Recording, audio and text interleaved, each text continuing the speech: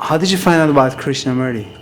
My father bought his book, The First and Last Freedom, on a sidewalk book sales in Boston for 25 cents. And he read that book and he loved it. And he recommended that to me for me to read it. And I read it.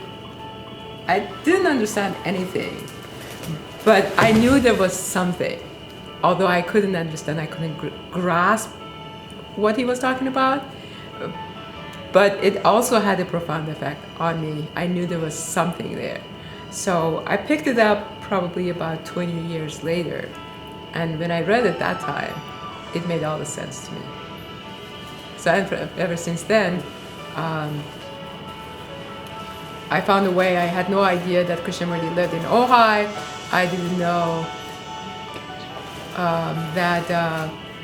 I had no idea that it's so accessible. And from the moment that I actually started reading the book and I liked it, all the doors opened, friends showed up and they told me they knew all about Krishnamurti, they knew where he lived, where Ojai is, and I came here and I have just been loving Ojai ever since. But for somebody who doesn't know who or what Krishnamurti is, when they hear this video, they might think this is some sort of a leader and now you're following somebody over some ideology.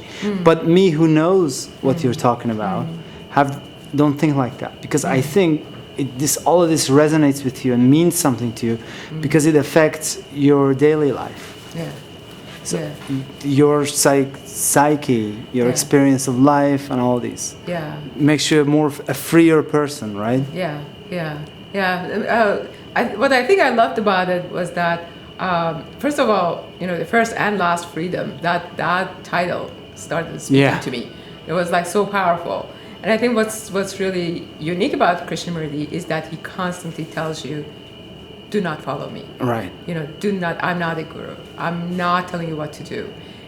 But he points out something really profound and something real.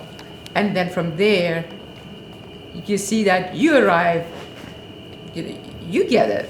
It's not because, he just points out good questions, and exactly. how you think, but even you find yourself responsible for the thinking of it. So it's constantly, you're being empowered to think, knowing that you have the intelligence, think. And I think that's very different from a lot of other people that they tell you, I tell you what to do. Right. I tell you what to think. I think one of the great things about Krishnamurti also is that, like, as you just said, he says, think for yourself. Yeah.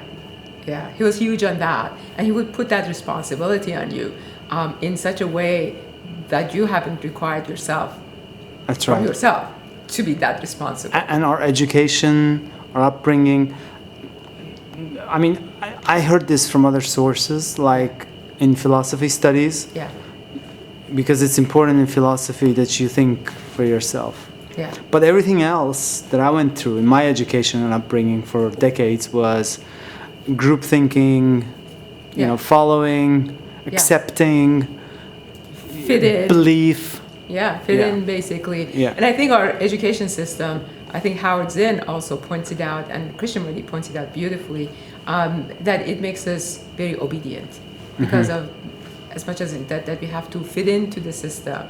It's a one size fits all. You have to fit into this. You have to think this way. I give you this information this way, and you just give it back to me this way.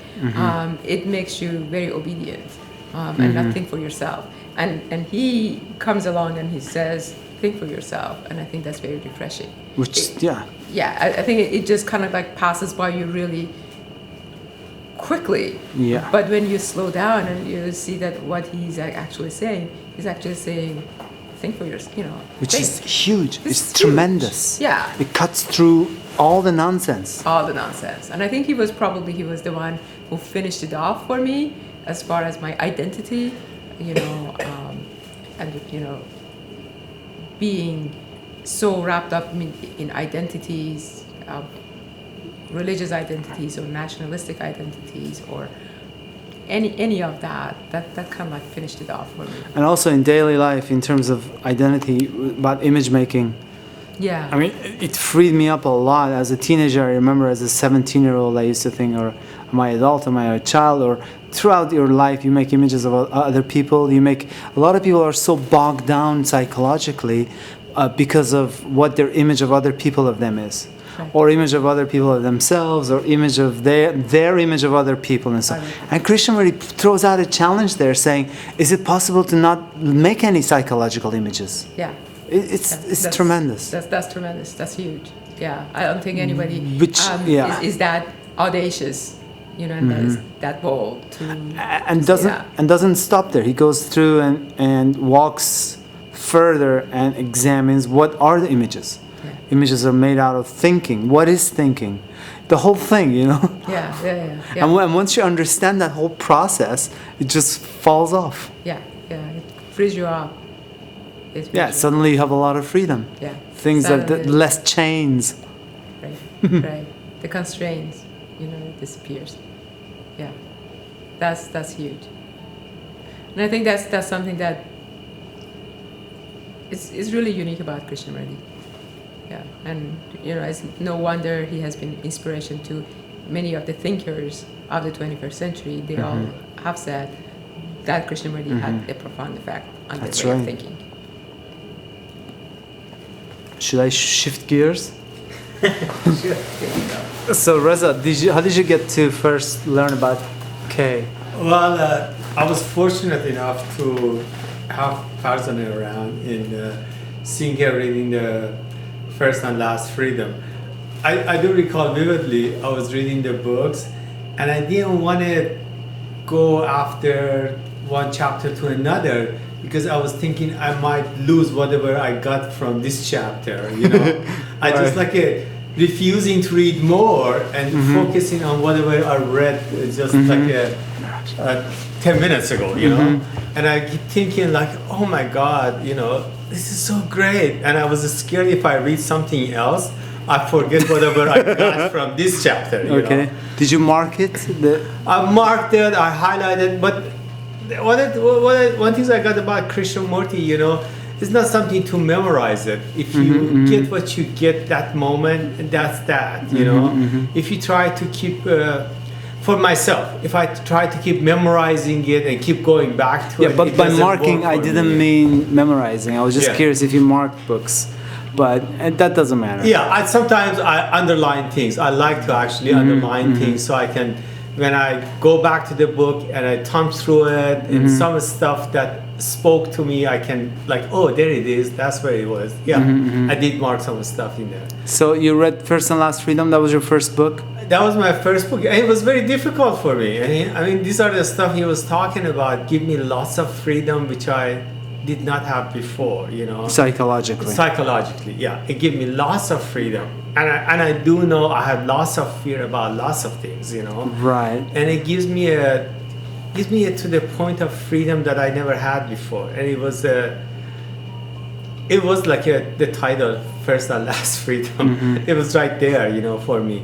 And it got me more interested to read some of his other books and to be actually curious about myself, you know, because whatever I learned, I learned through my mom and dad, through my culture, through whatever somebody said, you know, and then here's a person is keep telling me that I should not follow him. I should think for myself. I should look at things more carefully. I should look at my daily life and I can get something out of that. I don't have to have a guru or follower to constantly feeding me new information. Leader, you mean? A leader, right. I don't have to have that. And that also brought me lots of freedom, you know, that I didn't have before. It just, I always think I'm really lucky to have that, you know, because of lots of people don't have it. And I did, by some great chance and great power or whatever you want to call it, I did get to know Krishnamurti, to know his work, and I got something that gave me lots of freedom in lots of areas of my life. Yeah. And that's huge because I know lots of people don't have that freedom. So they live in a lot of chains. Right. not they never gonna get it, not they won't have a freedom, but most of the time they don't have it and they are wondering, you know. Because they're creating chains themselves. They are the chain factory. But you get to learn the root of chain making. Right. You are it. Yeah. At the end of the day, you are it. You can make the chain or you can make the freedom. Is nothing outside of you. And then Be technically clear here. okay. Because a lot of people who think about you or me, this is also an image, which is the problem itself. So Krishnamurti and other people talk about death, psychological death, which is the ending of the self. Right. So that there is a body, there are senses, you move around life, you feel, you love, you sense, you do things, but there is not this psychological center as the self. Right. But I felt like holding up to all this experience and memory, it actually prisoned me, you know. Whatever I learned, whatever I collected, whatever I keep saying I want to have more experience, that actually put more chain on me because I hold on to it. Like I have this experience, I know these things, and I know that. Like all those can be let go also. It is not the source of it that makes me who I am actually, because those are actually also could be a conditioning mind, day-to-day life, you know. I could let go and I can have a new experience, you know, because once I let go, then everything would be fresh. I would have a fresh mind to experience something new, because even the experience it becomes an old experience, and I could constantly, if I hang on to it, then I could not see something new to this life, to every day of life, you know. And that's like we always looking for a, you know, to some experience, and then personally I look at for some experience and hold on to it, and always coming from that experience, then I realize that actually changed me to move forward. You know, if I let go of my experience and my information, then I could get something new. Day-to-day relationship with my wife, with the life, with everybody around me could be so new. every moment you are inwardly quiet and you're open to what that moment brings. If I'm present to it. And that's one thing I really got present, that if I get my mind be present to this moment, then everything would be okay. When I'm coming from my past and my experience, it doesn't give me any freedom. But I said quiet. Quiet. So quiet means, because all that movement of past is just noise, right? That's I mean, right. I don't want to say condemn it as noise. I'm just saying it's sound, it's movement. Right.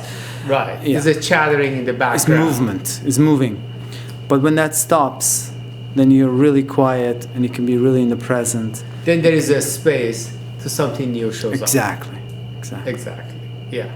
And that's the freedom I didn't have before. And I do seriously appreciate that. Because a lot of people live constantly in the field of the known. Right. Either stuck in the past experience or projecting the future based on their experience of the past. And with that comes all the fears, uncertainties, and so on and so forth. Even knowing it would not help you out. Because I talk to the people, and lots of people would repeat these things, that either in the past or in the future.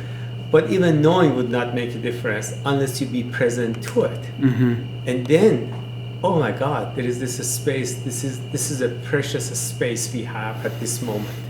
And within that space, everything can show up freshly, new, without comparing it to the past, without projecting it to the future. Because that projecting, that comparing, all of that is the movement of thinking.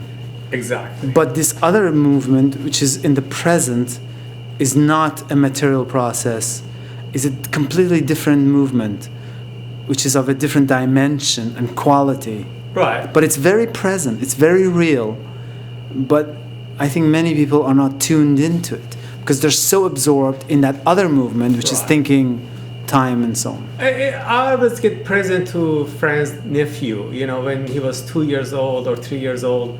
He would run around, he would play, and when he said he was tired, he would just fall asleep while he's sitting down. You know, when he was and I know people sleep 8 hours and wake up, and first thing they say, I'm tired. And I think because there's the thought of the constantly thinking, all the things they carry on inside their head, they don't have any fresh moment at this moment, you know, and that makes you tired, you know. I was reading something by chance today. I was at the Crotona Library from, I think it was one of the, I forgot the title of the book, but Kay was talking about paying attention during the day to all your thoughts and feelings, being very attentive, and then when you sleep at night, then there is this benediction he talked about, which kind of comes just from that being aware all the time. I don't remember exactly what he said, something along these lines. But I picked up the quote and I can send you a copy. It's very interesting. But he said also, sleep is as important, if not more important, than being awake. Yeah. Which is a good lesson for... Yeah. Yes. Okay, thanks, Reza. Thank you. It's a dead place, and I felt sorry for that. So that's it. See, this was your impression. Yes. You're not saying that place actually is so. You're just saying this is your impression. Yeah, and I didn't feel that way before. You know, I felt there was this place that there's a huge energy was in it. Yep. That huge energy is not there anymore. Right. But still, when I walked in there, it resonated that it was one big energy was there. But this last time I went there, it wasn't anything like that. Yep. And it could be my own feeling. It could be I don't my think own so. expression. I mean, It could be. I mean, you don't know. You weren't with me, so that could be that. It could be. Yeah. I'm not pointing at anybody or anything. And it made me feel sad about it. That's all I wanted to capture. Because based on what I've seen about some of the things they're doing and the mentality behind it, to me it's not at all surprising that it negates that spirit. Yeah. What about you, friend? I don't know. Did you have a similar impression? Yeah, I had a similar impression, and I was kind of like sad about it because, I felt like something very important had been taken away from the world, you know, and with that I wasn't happy. You know. Taken away from the world. Yeah. Unfortunately. Yeah, I was like, you know, this is such a precious thing. And I think we all should contribute to it in many ways. And I thought that had been taken away from it rather than a contribution to it. So it was kind of sad for me as well. Yeah, I was almost crying yesterday. I was walking by the Oak Grove where we went today, where I saw Krishnamurti. Yeah. And I went for a walk there. There was trash, cigarette butts, lots of dead trees. Yeah. The road is like this. It's like caring for the land is basic. You were saying earlier that you felt these foundations were set up just basically to maintain. Yeah. Not to build a big organization, a big empire and so on. And you were saying how difficult that can be. How difficult would that be? Yeah. I mean, in some ways it's difficult to maintain it that way, to sustain it that way. The difficulty would be in sustaining it that way. But no, it's not. That's not true. Because to keep this Oak Grove clean, all they have to do is put a dog litter box, put a notice, put a no smoking sign, and put a please respect sign at the entrance. Right. This whole thing will cost less than $1,000. Right. And how much money do they spend flying to Taiwan and Korea? Well, I don't know anything about that, but They were doing dialogues in Taiwan and Korea. Yeah. I don't know who paid for their tickets, or if donors paid. I don't know, but it just seems like, or a gazebo for yoga. I don't know. And what about the orange trees? What was your impression of the I orange? was so sad seeing them gone. Yeah, they were kind of like part of the whole existence of The in study case center and the case study place, center. right? Yeah. So Yeah, they I just think- took out a bunch of orange trees. Well, I just didn't see them in there anymore. The orange They were trees, I just didn't- turned into a parking lot, huh? Well, there weren't much trees there, and my understanding was that many of those trees were planted by Krishnamurti Himself. himself, and They so just that pulled was them kind out. of so I was kind of like sad not to see them there. They're, Right. You know, there are more than orange trees in some ways that I look at them. It seems like they're like sacred trees. You know, Right. in some ways, I you know that understand. they are more than that, just a physical orange trees. So I was kind of like, overall, it could have been just any. I don't know. It was a Friday evening or whatever that we were there. It could have been. It just could a- have been you. could That's have what been you're me. saying. Yeah. Yeah, but I share some of those feelings with you. Yeah, Because because when I was there, I was like, oh, you know, it's just low energy. low energy. Yeah. Yeah, So I I was know, like, I you know. know, In mind, it just goes on and on and on. So I do absolutely appreciate a good night's sleep. Of course, it's a blessing. good 6-7 hours of deep good sleep, because I usually wake up after 2 or 3 hours and toss and turn, and then typically it's just the mind. Do you drink coffee? I drink 1 cup of coffee in the morning. That's it. I don't- It's enough to disrupt your sleep at night. even So, that. even I that. drink half a cup, like a half But a cup. try eliminating that and see. Just Okay. experiment. Yeah, sure. So give I it a found shot. this quote. Okay, let's Okay. read it. It says, "Sleep is as important as keeping awake, perhaps more so. Perhaps. If during the daytime, the mind is watchful, self-recollected, observing the inward and outward movements of life, then at night meditation comes as a benediction.